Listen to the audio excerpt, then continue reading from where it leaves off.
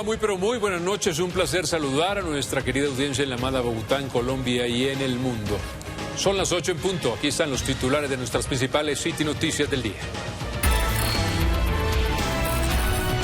Titulares.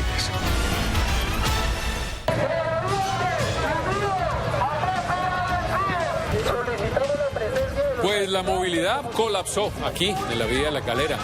Habitantes de 5 municipios aledaños bloquean el paso allí a la altura del kilómetro 6 por el estado crítico de la malla vial. De acuerdo con las comunidades.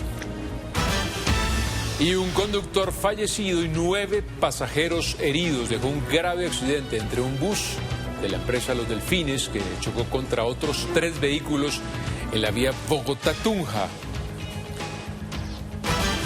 Y la Velatón pidiendo justicia. Familiares y amigos del motociclista fallecido por el bloqueo de los Emberá en el Parque Nacional a esta hora se reúnen en inmediaciones del parque.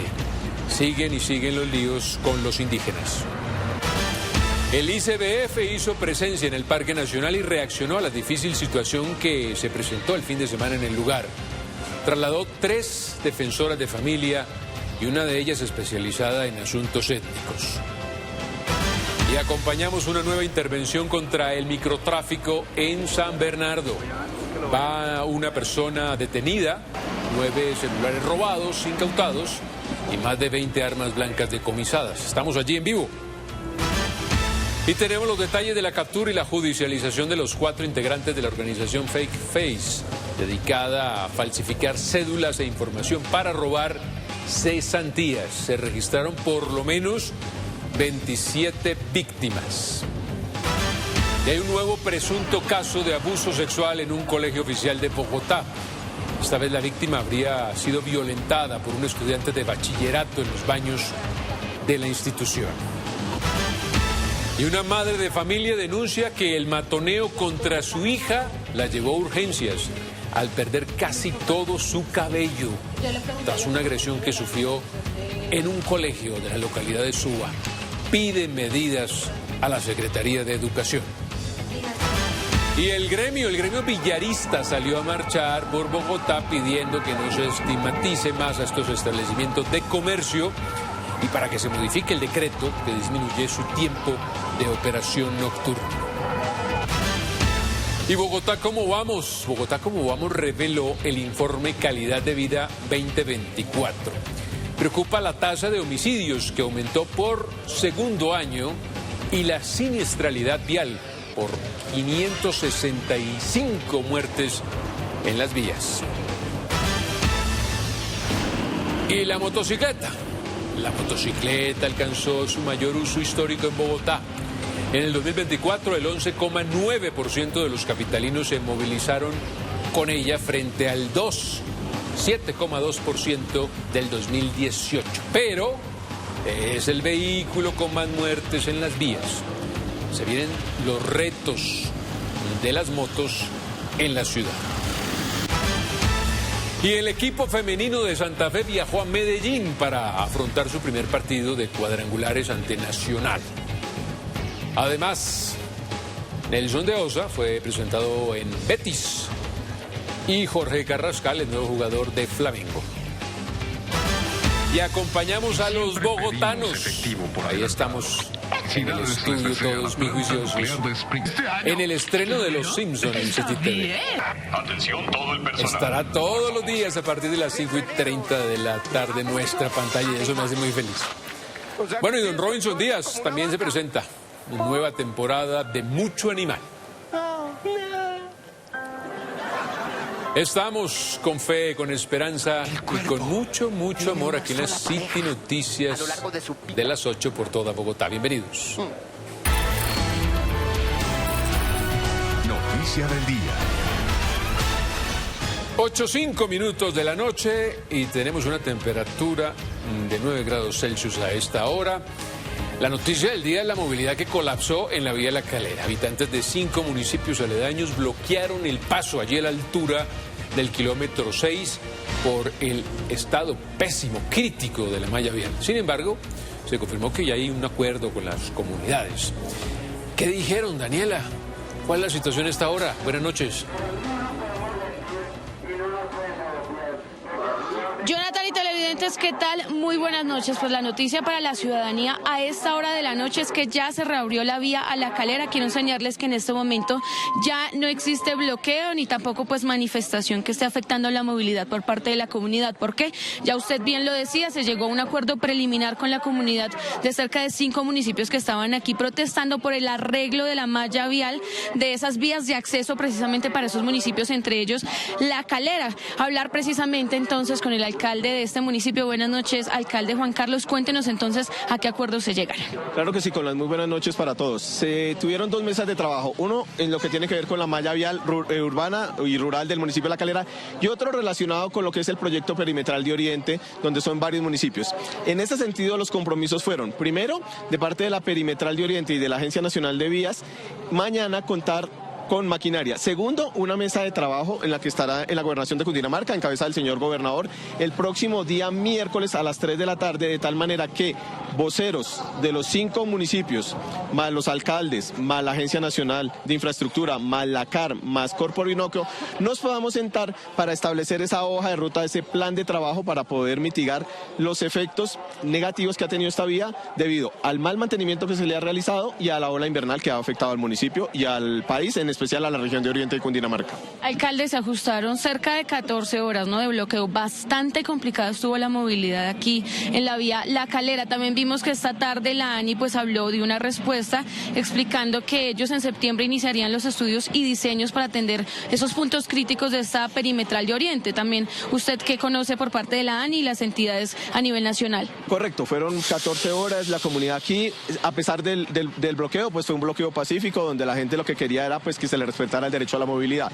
Existe de parte de la ANI esa intencionalidad de empezar desde septiembre. Lo que pensaba y pedía la comunidad era, ¿y en el mes de agosto qué vamos a hacer? Por eso la necesidad de tener maquinaria lo más pronto posible, que sería esta semana, para poder hacer una intervención. Mientras se pueden hacer esos estudios y diseños de las intervenciones de fondo que requiere la vía, en este caso del municipio de La Calera al municipio de Choachí. Alcalde, muchísimas gracias. Pues mire, entre tanto nosotros le seguimos enseñando que entonces ya hay paso vehicular en esta vía La Calera. Hay que aclarar que si bien la manifestación se dio en los alrededores del peaje, en este momento estamos pasando el peaje. Ya cruzamos, ustedes ven que entonces ya la movilidad fluye con completa normalidad. De este lado quisiera enseñarles que pues está ya ubicada, replegada la comunidad, algunos con ruanas porque pues hace bastante frío, hay que decir, pues ya están aquí haciendo un compartir, un poco de comida luego de que se llegara entonces a este acuerdo preliminar con las autoridades. Ya escuchaban ustedes al alcalde aquí del municipio de La Calera. También vemos entonces personal y algunos agentes de la Policía de Tránsito y les tenemos además un informe de lo que ocurrió aquí durante la tarde. Recordemos también, esto está desde esta mañana. A continuación les presentamos el informe. Bogotá vive una jornada de caos vial por cuenta de bloqueos simultáneos que paralizan las principales vías de acceso a la capital. Desde las primeras horas del día, habitantes de La Calera, Caquezá, Fomequé, Choachí bloquearon el acceso al peaje de Patios como parte de un paro regional que surgió por el mal estado de las vías, la falta de mantenimiento y la ausencia de resultados en obras comprometidas desde hace años, como la avenida perimetral del Oriente, prometida desde el 2014. Un proyecto a nivel nacional, una vía que iba a ser construida para descongestionar a Bogotá del tráfico pesado, que pasara por Caquezá, Ubaque, Choachí, La Calera y pasara por Guasca y esto para que no tuviera que atravesar la ciudad. Este proyecto se quedó ahí. Según las comunidades, el gobierno nacional no ha ejercido un seguimiento efectivo a los compromisos adquiridos hace más de una década en la zona. Mientras tanto, la Agencia Nacional de Infraestructura respondió que los proyectos donde estaría incluida la atención de estas vías iniciará en septiembre. Y en especial reiterarles que como parte de nuestros compromisos, en septiembre se iniciarán los estudios y diseños para la atención de los 16 puntos críticos que sean priorizados en el marco de este proyecto. Todo esto en virtud del fallo del 19 de diciembre de 2024, donde el Tribunal Internacional nos obligó a la terminación anticipada del contrato de concesión 002-2014.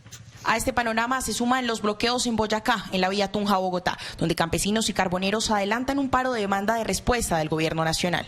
Denuncian que sus derechos como productores han sido vulnerados y que sus vías están en condiciones precarias.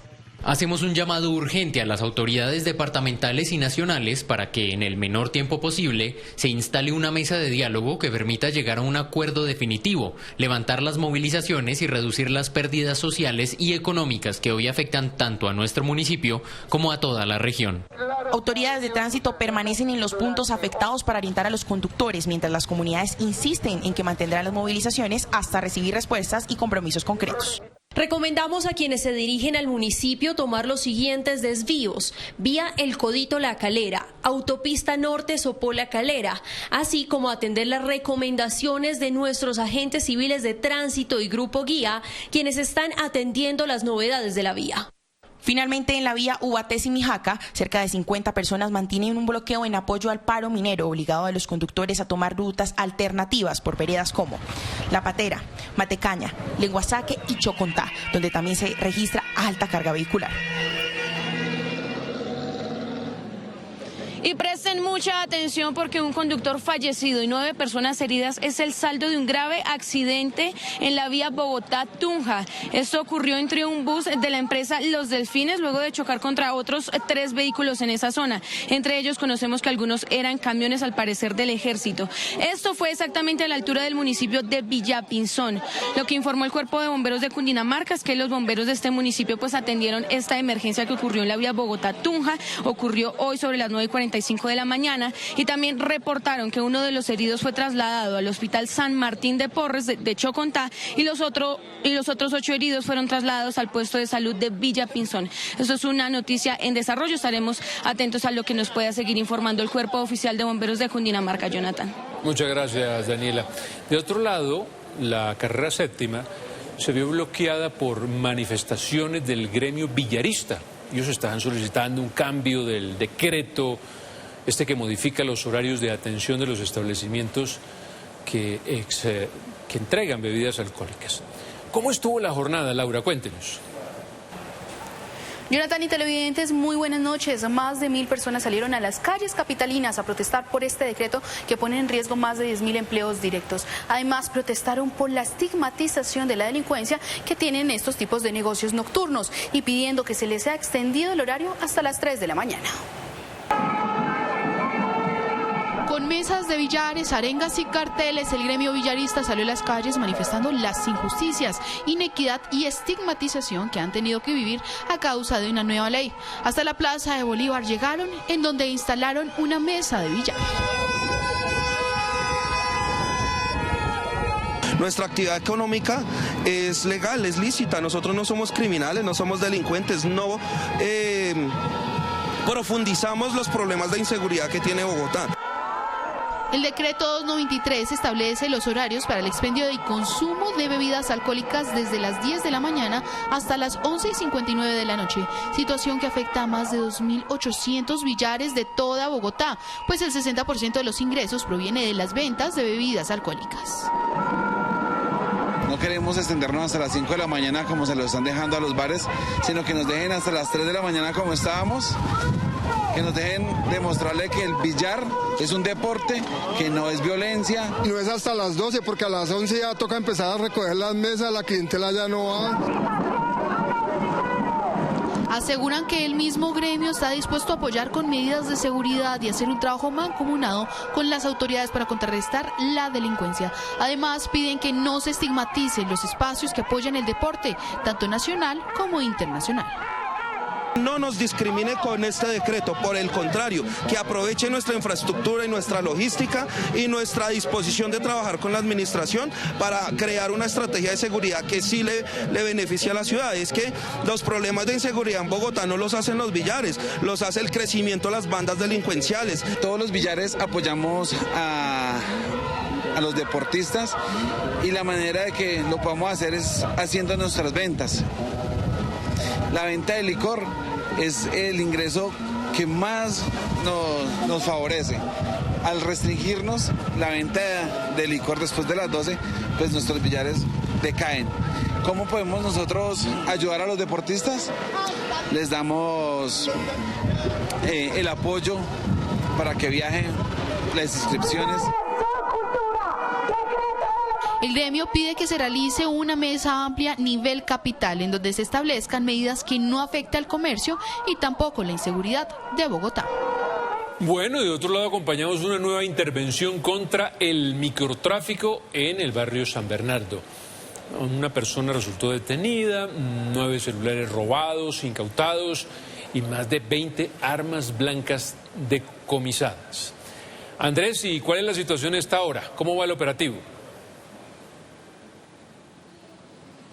Hola Jonathan, para usted muy buenas noches y para todos los televidentes es un gusto saludarlos. Pues mire, estos operativos se trasladaron aquí a la calle Primera con carrera 12. Lo que busca la policía precisamente es evitar que al barrio San Bernardo pues ingresen armas de fuego o armas blancas, pero también ellos se han hecho en este lugar aquí en la calle Primera, que es un sector muy concurrido, para también evitar el hurto a personas. Como ustedes lo están viendo en pantalla, pues a esta hora están interviniendo y están haciendo un registro y control a un bus del SITP pues que pasaba por esta zona, pero también vemos que están realizando pues operativos a los motociclistas y también a los conductores que se transitan a esta hora pues aquí en el sector. Vamos a aprovechar muy rápidamente para hablar con uno de los ciudadanos que llega a esta hora pues aquí al barrio San Bernardo, para aprovechar y preguntarles a ellos qué les parece. Muy buenas noches, estamos en directo para City TV.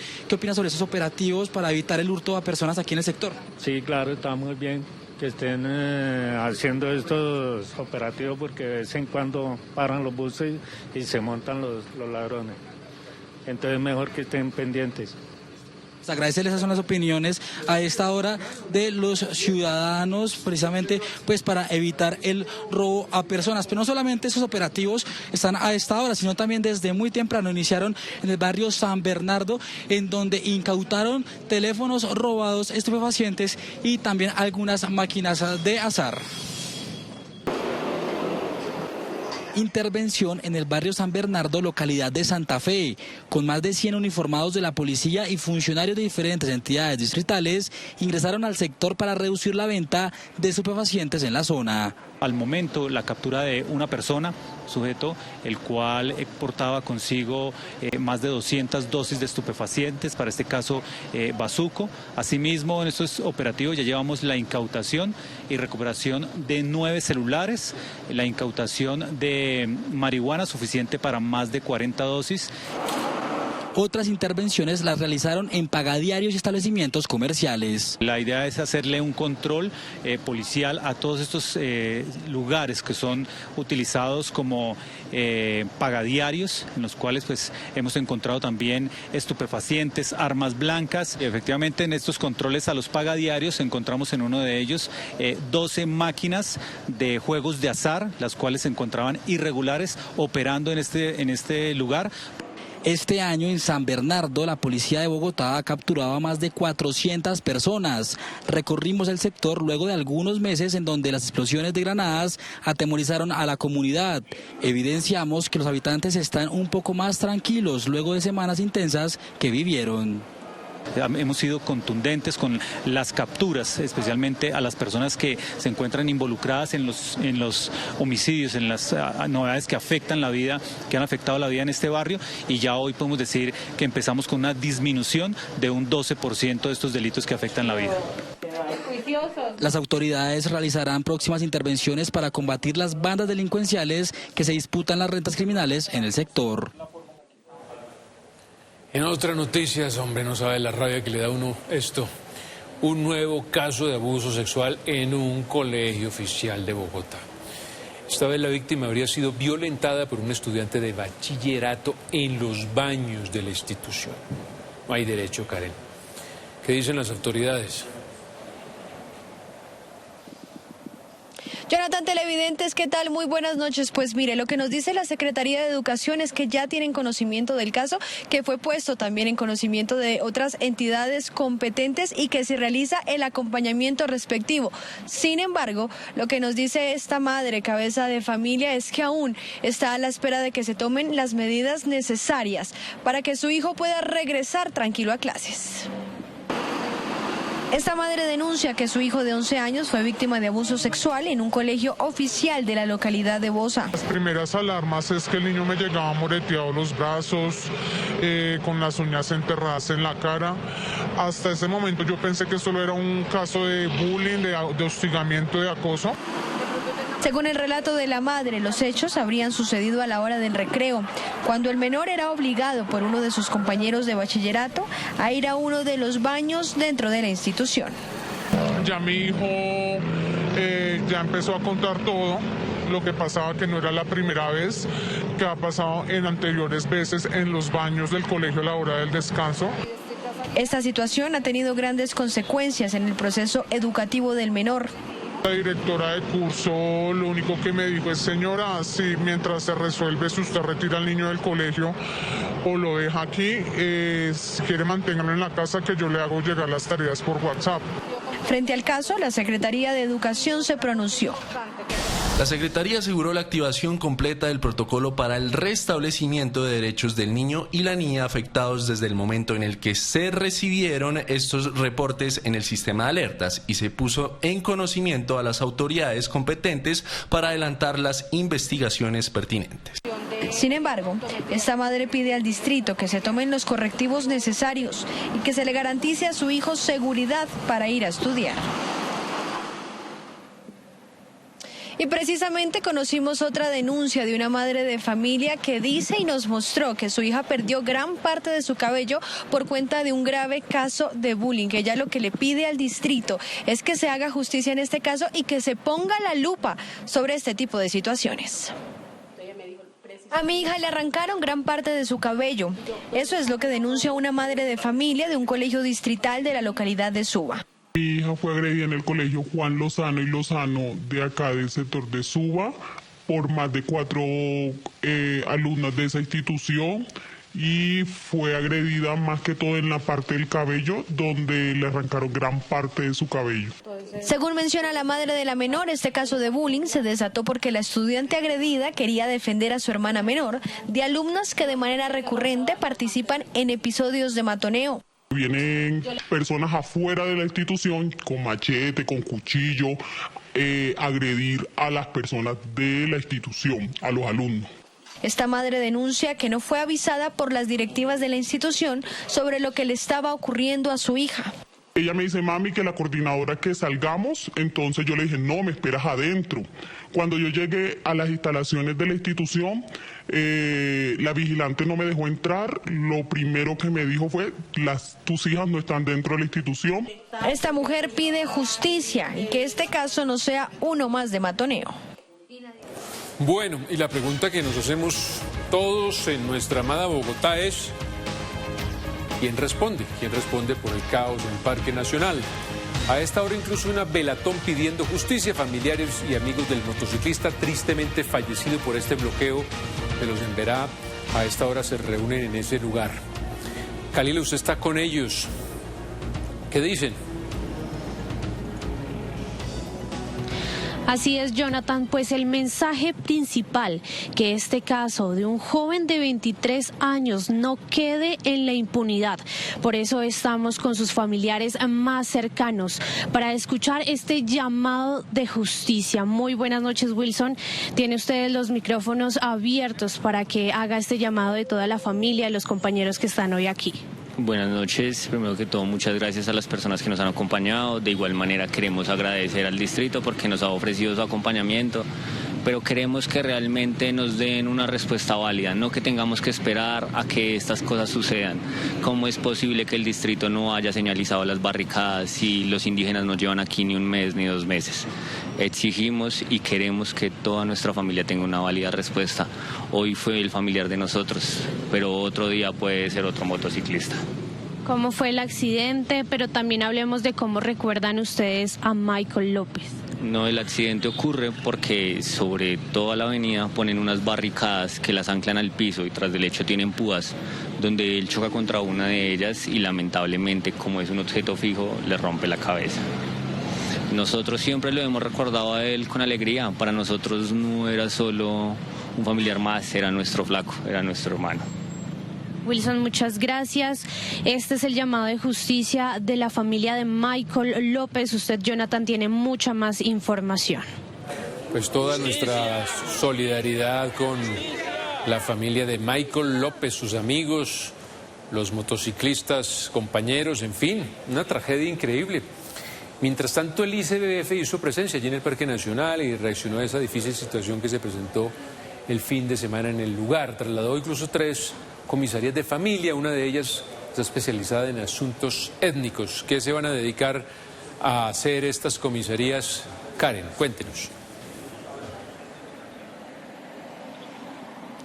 Jonathan, televidentes, pues mire, lo que nos dijo el Bienestar Familiar es que ellos siempre han tenido presencia en el Parque Nacional. Sin embargo, debido a los acontecimientos de este fin de semana, pues hubo que reforzarla y se van a dedicar a hacer lo que les permitan hacer. ¿Por qué? Precisamente nosotros estuvimos hablando con expertos sobre los obstáculos que han tenido las diferentes entidades del distrito para poder garantizar los derechos de los niños y las niñas en Vera que están allí en el Parque Nacional. ¿Hasta dónde llega el poder del derecho de la autodeterminación de los pueblos indígenas? Se lo contamos a continuación.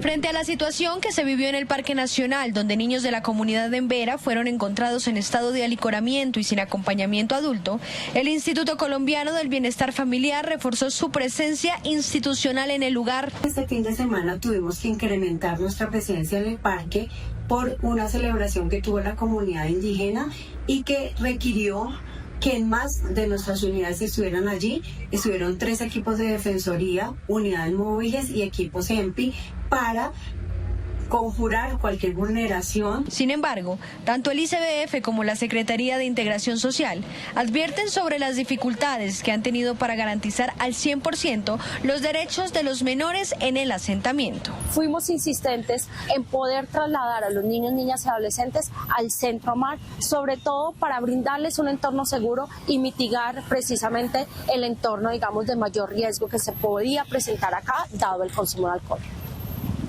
No obtuvimos, digamos, ninguna posibilidad para poder trasladar a los niños, para poder brindarles esa atención. Algunos expertos coinciden en que el fortalecimiento de la relación entre la comunidad de Embera y el gobierno nacional es uno de los principales retos. Esto para no tener que poner en la misma balanza el derecho a la autodeterminación de los pueblos indígenas y los derechos de los niños. Un gran reto que tiene, digamos, tanto el Estado como las comunidades en ver en sentarse y de construir, digamos, un plan de diálogo intercultural en donde se respete la autodeterminación, pero que también asegure la protección de los derechos fundamentales. Sin embargo, otros cuestionan el actuar de las distintas entidades en este contexto. Resulta un poco cuestionable que en aras de esa cuestión de buscar respetar a ultranza la integridad y la autonomía, no se busque intervenir debidamente en estas comunidades cuando realmente se requiere para la protección de los niños, niñas y adolescentes, que en todo caso son mucho más importantes que cualquier otra cosa. Mientras tanto, el distrito refuerza el acompañamiento en el Parque Nacional.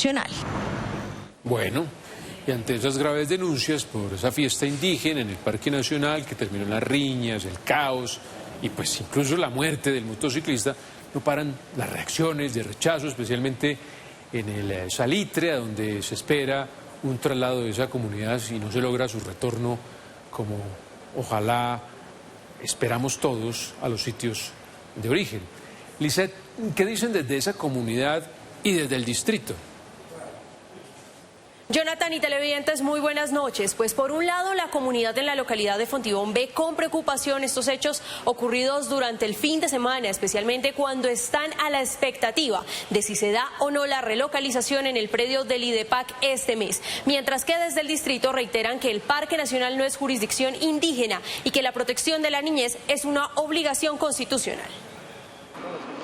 Asombro, incertidumbre y preocupación son las constantes entre la comunidad de los sectores de Montevideo y Salitre en Fontibón por la situación ocurrida con la comunidad de Embera en el Parque Nacional durante el fin de semana, luego de que se conocieran los videos de la fiesta que culminó con la muerte de un motociclista y varios menores en aparente estado de alicoramiento. Lo que pasó el fin de semana, eso me pareció terrible. Ellos necesitan su espacio donde ellos puedan hacer sus fiestas, hacer lo que quieran, sus costumbres, porque no vamos en contra de las costumbres de ellos, pero la ciudad no es para ellos. Mira lo que pasó, murió una persona que iba pasando porque ellos taparon. La comunidad aún más preocupada es que los hechos que sucedieron este fin de semana, fíjense ustedes que no son hechos aislados, es algo repetitivo y hoy los bogotanos nos preguntamos ¿dónde está la equidad?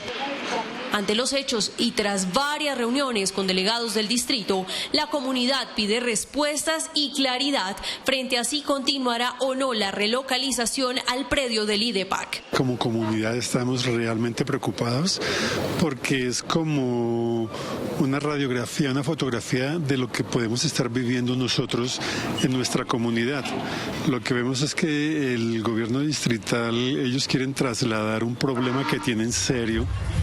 Desde el gobierno distrital rechazaron los hechos en los que el joven motociclista falleció tras chocar contra la barricada improvisada que habría sido instalada por la comunidad de Emberá sobre la carrera séptima con calle 39. El llamado a la Fiscalía, nosotros hemos documentado ante la Fiscalía cada uno de estos casos, cada una de estas amenazas y ojalá pudiéramos proceder cuanto antes con las herramientas que la justicia nos permite para que quienes son responsables de violar las normas de convivencia, de violar la ley en la ciudad, cumplan ante los jueces. En este momento estamos en materia de evaluación de los recursos que podamos poner.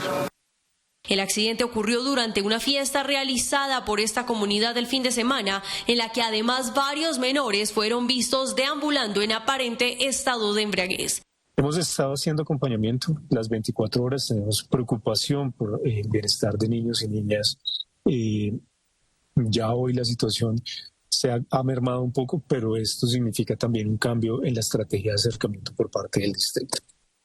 Desde el distrito recordaron que el Parque Nacional no está bajo jurisdicción indígena y que la prioridad constitucional es la protección de la niñez. Cabe recordar que a la fecha, en total, se han interpuesto 12 denuncias ante la Fiscalía por maltrato, negligencia, constreñimiento, violencia intrafamiliar y otras situaciones.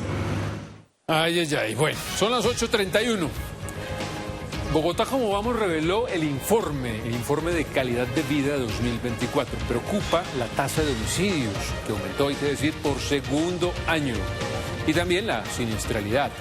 Esto está alrededor de 565 muertes en las vías. Kalila, usted analizó todos los datos. ¿Qué otra cosa le preocupa puntualmente? Jonathan, también hay preocupación debido a que en 2043 podría haber más personas dependientes que activas laboralmente. Por eso hacen un llamado para mejorar políticas públicas para la calidad de vida de los jóvenes. Bogotá, ¿cómo vamos?, reveló el informe Calidad de Vida 2024, en el que se analizó el desempeño de la capital del país en ámbitos como salud, educación, seguridad, empleo, medio ambiente y gobernanza. Según el director Felipe Mariño, preocupa la tasa de homicidios que aumentó por segundo año consecutivo con 1.204 homicidios en 2024 y la siniestralidad vial, pues en 2024 fallecieron 565 personas en las vías de la ciudad, en especial población joven. Estamos viendo es que está perdiendo la vida la juventud en la violencia a través del homicidio, que está muy focalizado en población joven. También en las vías estamos perdiendo principalmente la vida de los jóvenes que digamos que su principal modo de transporte es la moto. Por otro lado, la capital es una ciudad que envejece. Según el informe, cuenta de ellos la proyección hacia 2043, donde Bogotá tendrá más personas dependientes que activas laboralmente. Estamos en este momento en un momento de bono demográfico, es decir, que hay más personas en etapa o en edades productivas que personas dependientes, es decir, los niños o personas mayores. Y esto es algo que tenemos que aprovechar porque lo que se nos viene en los próximos años, aproximadamente en el 2043, es el impuesto demográfico, en donde va a haber más personas en edad de dependencia. Desde Bogotá, ¿cómo vamos?, entregó recomendaciones principales a la administración distrital. Si nosotros somos capaces de proveer buena calidad de vida a las personas más grandes, entonces estamos preparándonos para ese futuro. En términos, por ejemplo, de seguridad, es importantísimo que podamos tener acceso nuevamente a los datos pormenorizados, focalizados, microterritorializados por parte de la Policía Nacional, que desde 2019 no tenemos acceso a esa información para hacer recomendaciones de política pública, entre muchas otras recomendaciones relacionadas con la disminución de la violencia. Control específico a la velocidad de las motos, si bien suena impopular, las cámaras son necesarias para el control de esa velocidad. Aseguran que se debe continuar los esfuerzos para reducir las desigualdades sociales y territoriales, con mayor énfasis en políticas de equidad que prioricen a grupos históricamente excluidos como mujeres, jóvenes, personas migrantes y habitantes de calle. Sí, y según el mismo estudio, la motocicleta alcanzó su mayor uso histórico en Bogotá. En el 2024, el 11,9% de los capitalinos se movilizaron con ella, frente a un 7,2% del 2018. Pero, además, es el vehículo, lamentablemente, con más muertes en el día. Se vienen muchos retos, ¿no? Muchos retos con la moto en la ciudad. Daniela. Sí, Jonathan, lo que más preocupa es que los motociclistas, además de ser el actor vial con más muertes en las vías, es el que más ocasiona fatalidades con otros actores viales, por ejemplo, los peatones. La motocicleta alcanzó su mayor uso histórico en Bogotá. En 2024, el 11,9% de quienes se desplazaron a su trabajo usaron este medio de transporte, frente al 7,2% en el año 2018. La motocicleta en Bogotá viene creciendo de manera consistente. No solamente tenemos un registro importante en la ciudad de Bogotá, sino tenemos que darnos cuenta que alrededor de Bogotá se están matriculando las motocicletas que finalmente están siendo utilizadas por ciudadanos en la ciudad o en esta área metropolitana. Pero asimismo, los motociclistas son quienes más mueren en la vía, representando el 46% de las fatalidades, además de ser el actor que más participa en las muertes de otros actores viales. En 2024 estuvieron implicados en más de la mitad de las muertes de peatones. Esto obviamente significa que hay una relación directamente proporcional a mayor cantidad de motos, mayor cantidad de siniestros. Se debe empezar a atacar ese flagelo. Y para eso se pueden buscar varios elementos. Entre otros podría ser, por ejemplo, que se ponga un poco más exigente, se restrinja más el acceso a las licencias de conducir por medio de cursos y exámenes más rigurosos. Resulta necesario analizar los retos de la administración actual frente a qué factores atraviesan la siniestralidad, como el deterioro de la malla vial, la infraestructura y problemas con las otras opciones de transporte. Estamos hablando que la motocicleta es el resultado de los altos costos y la mala calidad del transporte público. Estamos hablando de los problemas que tienen los ciudadanos para tener alternativas de desplazamiento que sean formales. Estamos encontrando cómo muchas empresas están invitando a que los funcionarios y colaboradores utilicen sus propias motocicletas como una herramienta de trabajo. A nivel general, el informe de Bogotá Cómo Vamos también reveló que por cuarto año consecutivo aumentaron las muertes por siniestros en Bogotá. 8:37. Bogotá Cómo Vamos reveló que en el 2024 hubo 1.204 homicidios. De estos, el 96% se cometieron a pie. Infantería plena. 3 de cada 5 homicidios son cometidos con armas de fuego, ¿no? Andrés, usted estuvo escudriñando allí ese ítem de los homicidios. Jonathan, este informe de Bogotá Cómo Vamos también reveló las localidades con mayor incidencia de homicidios. Dentro de estas está la localidad de Ciudad Bolívar, Kennedy Bosa y esta localidad Santa Fe. Créame que de las personas que han adorado infinitamente a su señora madre, mi hermano lo hizo, hasta sus últimos días lo hizo, amó a sus hermanos, nos ayudamos entre todos, una familia que mejor dicho, nos impacta de la manera más negativa, llevándose a los nuestros, de verdad. Estas son las palabras de Freddy Cadena, quien perdió a su hermano en un hecho de inseguridad en el sector de las Acacias, en la localidad de Ciudad Bolívar. Cristian Camilo Cadena, quien era tatuador, fue asesinado el 30 de junio de 2025 por otras 3 personas, mientras le realizaba a uno de ellos un supuesto tatuaje. Hay diferentes hipótesis, pero la verdad, mi hermano lo querían era asesinar. O sea, no, si fuera por motivo de robo, créame que no llegan con una pistola con silenciador y lo ultiman. Entonces, el llamado es también para que de pronto la sociedad comprenda que nosotros somos una familia bien, que nosotros no le hacemos daño a nadie, somos una familia de trabajadores. Como el homicidio de Cristian Cadena, que fue cometido con arma de fuego, según Bogotá Cómo Vamos, en 2024 ocurrieron 1.204 asesinatos. De estos, 713 fueron cometidos con armas de fuego. Ese flujo de armas de carácter ilegal que sigue llegando a nuestra ciudad, que son fáciles de adquirir por parte de la actividad delincuencial, que en ocasiones las arriendan, las alquilan e incluso simple y llanamente las compran a precios irrisorios en este mercado de las armas dentro de nuestra capital. De los homicidios cometidos el año anterior, en 1.158 casos los homicidas iban a pie y en 22 casos los cometieron desde una motocicleta. Por su parte, los expertos hacen un llamado para que las autoridades le presten atención al hurto en todas sus modalidades. En 2024 ocurrieron 155.836 casos. Obviamente, más planes candado, mucha más capacidad policial, más efectividad en el momento de que sean requeridos y por obvias razones muchas más capturas que permitan evidenciar que efectivamente en Bogotá se está pensando en la ciudadanía y se está pensando en seguridad desde la anticipación, que es lo ideal siempre en el ejercicio de la seguridad. En cuanto al hurto a personas, las localidades con mayor incidencia fueron Suba, Engativá y Chapinero. Bueno, y el que trabaja no come paja, como dice mi nona.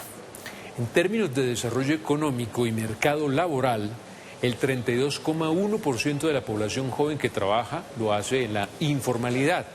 Y de esa población el 54% no accede a ninguna oportunidad, mientras que el 46% lo hace en condiciones precarias. ¿Sí o no, Kalila? Así es, Jonathan. Además, la brecha salarial persiste en Bogotá con una diferencia del 13%. La población de las mujeres son las más afectadas. En términos de desarrollo económico y mercado laboral, Bogotá Como Vamos explica que las mujeres y los jóvenes enfrentan mayores barreras para acceder al mercado laboral. Es importante ver cómo, por ejemplo, poblaciones como las mujeres, las personas migrantes, los jóvenes y las personas mayores de 60 están por encima del promedio del desempleo. Eso lo que habla es justamente cómo se profundizan esas desigualdades poblacionales que tenemos. A pesar de su interés por encontrar empleos estables, el 32% de la población joven que trabaja lo hace en la informalidad. En 2024 en Bogotá había un total de 1.830.888 jóvenes, de los cuales 520.000 eran jóvenes con potencial, 280.000 no estudiaban ni trabajaban y 240.000 estaban en trabajos informales sin acceso a formación. Esa transición de trayectoria de la educación media a la posmedia es donde estamos sobre todo perdiendo a muchos de los jóvenes. Encontramos que cuando se interrumpen esas trayectorias educativas también hay un riesgo de interrumpir trayectorias hacia el empleo. Entonces, si no estamos desde el colegio fortaleciendo estas trayectorias para los jóvenes, entonces también vamos a tener problemas en el mercado laboral. La brecha salarial de género persiste en Bogotá. En 2024 los hombres ganaron en promedio 2.769.000 pesos, mientras que las mujeres recibieron 2.449.000 pesos, una diferencia del 13%. El mensaje de Bogotá Como Vamos es no entender solamente la ciudad desde la generalidad, sino también entenderlo desde la territorialización y también desde las diferentes poblaciones, que la realidad tuya no es la misma mía ni la del vecino y cada quien tiene sus diferentes, acceso a la calidad de vida. Las mujeres continúan enfrentando mayores barreras. En 2024 su tasa de participación laboral fue del 63% y su desempleo alcanzó el 10%. La distribución del trabajo doméstico sigue siendo profundamente desigual, debido a que el 24% de las mujeres dedicó la mayor parte de su tiempo a labores del hogar. Y conocimos la historia de Alejandra, una joven que ante las barreras laborales decidió ser comerciante, inicialmente como vendedora informal y ahora tiene su primer local. Ella es Alejandra Medina, una joven de 22 años con 2 títulos profesionales, que pasó de ser vendedora informal a tener su primer local, tras un proceso de adaptación ante las dificultades y las barreras del mercado laboral para una mujer joven en Bogotá.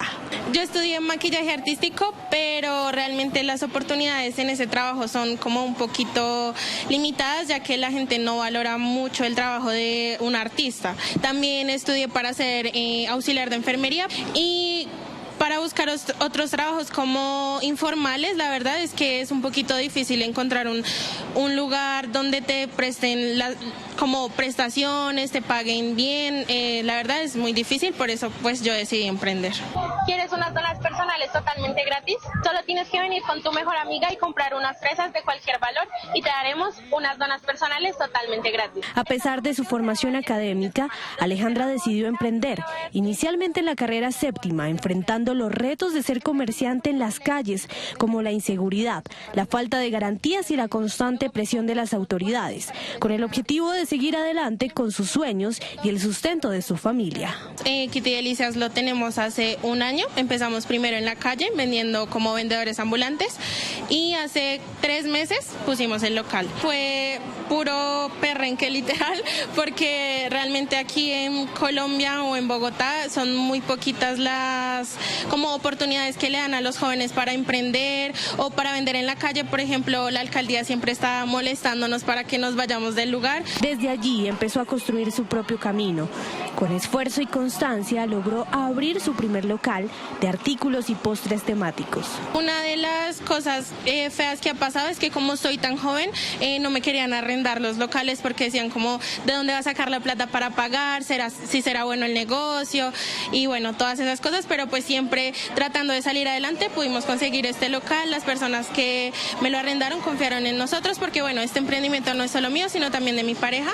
Su caso no es aislado, pues Alejandra y su emprendimiento representan a esa generación que con talento, perseverancia y preparación decide continuar superando las barreras y dificultades para poder participar activamente en el mercado laboral.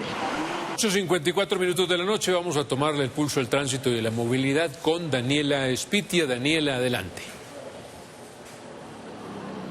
Jonathan, arrancamos hablando de este fuerte incendio estructural que se registró hoy sobre las 3 de la tarde. El Cuerpo Oficial de Bomberos de Bogotá atendió esta emergencia que se presentó en una vivienda ubicada en la calle 69 con carrera 111C.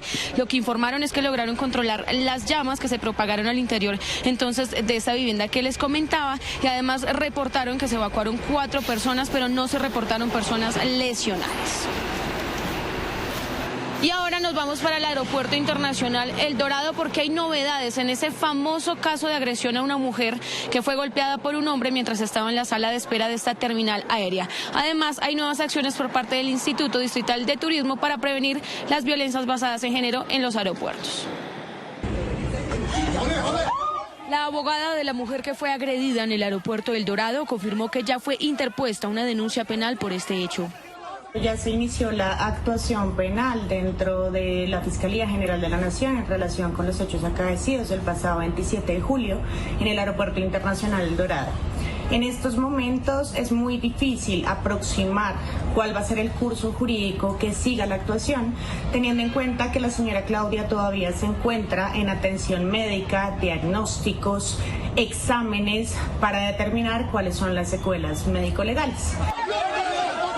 La denuncia se presentó ante la URI de Engativá, en Bogotá, pues la abogada Maite Bayona manifestó que su clienta se encuentra bastante afectada después de la situación. Ante esto, el agresor podría pagar hasta 6 años de cárcel. A partir de allí se espera que Medicina Legal haga una nueva valoración para determinar cuál es la incapacidad médico-legal. De esa manera podremos aproximar cuál va a ser la causa que se va a adelantar, si se trata de un delito querellable y por tanto sujeto a conciliación como requisito de procedibilidad, o se adelantará la investigación de oficio considerando la adecuación típica a la que haya lugar una vez se llegue al diagnóstico definitivo. Entre tanto, el Instituto Distrital de Turismo lideró este lunes una mesa de trabajo para fortalecer la prevención a violencias basadas en género en espacios de tránsito turístico como el aeropuerto. Entre las acciones y compromisos tenemos pensado adelantar estrategias de comunicación, de prevención, con las diferentes personas que trabajan para el aeropuerto, que son alrededor de 35.000. Trabajar de manera mancomunada con las diferentes aerolíneas y autoridades aeroportuarias con el fin de sensibilizar y capacitar a las diferentes personas que trabajan para el aeropuerto, que son más de 35.000. Además, se creará una campaña interinstitucional que se articulará con las aerolíneas y se implementará un punto de atención de la patrulla púrpura, entre otros.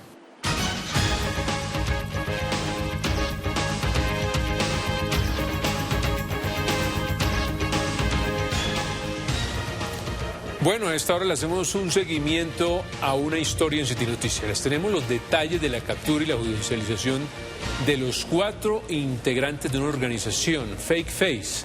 Ellos se dedican a falsificar cédulas e información para robar las cesantías. Se registraron incluso 27 víctimas, ¿no, Andrés? Y es que según la Fiscalía, este grupo delincuencial por lo menos habría recibido y habría robado más de 42 millones de pesos de sus víctimas. Desde junio de 2023, Héctor Fabián Betancur Reyes, cabecilla de la banda delincuencial conocida como Fake Face, junto a otros 3 integrantes, usaban ilegalmente base de datos de afiliados del sistema de seguridad social. Seguido a ello, señoría, a través del cargue de documentos privados falsos como terminaciones de contrato o solicitudes de mejoras de vivienda en los fondos de cesantías, solicitaban el desembolso en las cuentas del banco que mostré habían sido creadas previamente. Una vez con la información creaban cédulas falsas con fotografías de sus rostros y así evadían los controles biométricos y de seguridad de los bancos y obtenían el dinero de los ciudadanos. Subían, como en la medida de seguridad del banco, subir esa fotografía, subir esa cédula de ciudadanía al sistema OEA, que es un software especializado para identificar que los rasgos biométricos de esas fotografías que se toman en vivo y las cédulas de ciudadanía coincidan, pues lo subían y así lograban convencer a este sistema informático que efectivamente la persona que iba a crear la cuenta en el banco era la persona que estaba frente a la pantalla del celular. En un operativo simultáneo de la Policía Nacional y la Fiscalía General de la Nación, permitió la captura de los 4 integrantes quienes se escondían en diferentes localidades de Bogotá. En su poder les encontraron 79 cédulas falsas, SIM card y tarjetas de entidades financieras. Les imputaron los delitos de concierto para delinquir, falsedad personal, uso de documento falso, falsedad en documento privado, acceso abusivo a un sistema informático, violación de datos personales y hurto por medios informáticos. Los 4 hombres fueron enviados a un centro carcelario. Y en otras noticias locales, una riña entre vendedores informales terminó en tragedia allí cerca de la estación de Transmilenio en la NQS con calle 38 Sur. Un hombre que llevaba solo 8 días vendiendo unos dulces mexicanos en la zona murió en medio de ese enfrentamiento. Más noticias del día a continuación. Una celebración organizada por miembros de la comunidad en Verá, en el Parque Nacional, terminó en desorden. Bloqueos y la muerte de un motociclista. Según la alcaldía, varios menores fueron encontrados en estado de alicoramiento y sin cuidado adulto. La fiesta, que se extendió durante todo el fin de semana, desató riñas y preocupación por la exposición de niños a sustancias. El distrito insiste en la necesidad de proteger a la niñez y anuncia medidas para controlar este tipo de reuniones en espacios públicos. Unos integrantes de la comunidad en Verá deciden bloquear la carrera séptima con algunas de las vallas ubicadas temporalmente en este espacio. Infortunadamente, en el marco de este bloqueo, una persona que transitaba en su motocicleta sufrió un siniestro vial y posteriormente falleció. En medio de un atraco a un restaurante en Puente Aranda, un trabajador murió y el dueño de un local resultó herido. El hecho ocurrió en la calle 3 con carrera 31, cuando varios delincuentes armados intentaron robar. Según testigos, la víctima fue asesinada al resistirse al hurto. La policía realiza investigaciones y revisa cámaras para dar con los responsables. La comunidad pide mayor presencia policial ante la creciente inseguridad en el sector. La seccional de investigación criminal destacó unos investigadores con el fin de dar con la ubicación y de captura de los responsables. Un joven evitó el hurto de su motocicleta tras enfrentarse a 5 delincuentes armados en la localidad de Antonio Nariño. Los hechos ocurrieron a las 5 de la mañana cuando la víctima llegaba a su casa y fue interceptada. Logró quitarle el cuchillo a uno de los agresores, quienes huyeron tras el forcejeo. El joven resultó con una fractura en el brazo y será operado. Vecinos denuncian ola de inseguridad y piden más controles en Nueva Villa Mayor. Y llegaron 3 motos y pues lo atacaron con cuchillo para quitarle la moto y los celulares. Pero pues afortunadamente no les alcanzaron a quitar las cosas, pero sí a mi hijo lo hirieron, le pegaron en un brazo.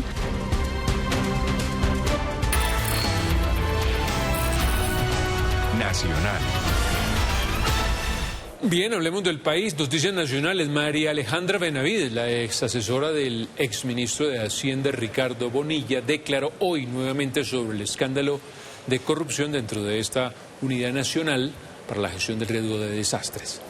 David, ¿qué se sabe al respecto? Jonathan y televidentes, buenas noches. El abogado de Benavides comentó que la ex asesora dará su testimonio y entregará nuevas evidencias en el caso. Además hizo énfasis en su inocencia, asegurando que solo seguía órdenes. Más noticias del país a continuación. Fueron incautados 170 kilos de explosivos de alto poder pertenecientes al Frente Juan Fernando Porras Martínez del ELN en un centro educativo de Lourdes, norte de Santander. El frente, liderado por alias Caballo de Guerra, habría hecho uso de estos explosivos para atacar a la población civil y a la fuerza pública en el Catatumbo. El Hospital Universitario de Santander anunció por medio de un comunicado que presenta una ocupación del 150% en su unidad de urgencias con 175 pacientes, superando su capacidad de 116 camillas. A la ciudadanía le pedimos acudir a los centros de atención de salud y hospitales de menor complejidad. En casos de urgencia leves y dirigirse al Hospital Universitario de Santander solo ante situaciones vitales o que requieran atención especializada multidisciplinaria. Además, pidieron el apoyo de la red hospitalaria y de la ciudadanía. Bajo el lodo amanece Santa Marta luego de las lluvias que dejaron inundados a más de 60 barrios de la ciudad. Aunque hasta el momento no se reportan fallecidos, la alcaldía de Santa Marta anunció la activación de la alerta naranja por posibles crecientes súbitas en la región. Por su parte, la Unidad Nacional de Gestión de Riesgo de Desastres anunció que se realizará el censo de las familias afectadas para tomar las decisiones pertinentes. El Tribunal Superior de Bogotá negó de manera provisional la tutela presentada por el abogado Jaime Granados, en la que pide suspender la detención domiciliaria del expresidente Álvaro Uribe Vélez tras la condena en su contra. Según el magistrado, no existen motivos para que se suspenda la orden dictada por la jueza Sandra Heredia, ya que no cumple con los estándares de urgencia, necesidad e impostergabilidad.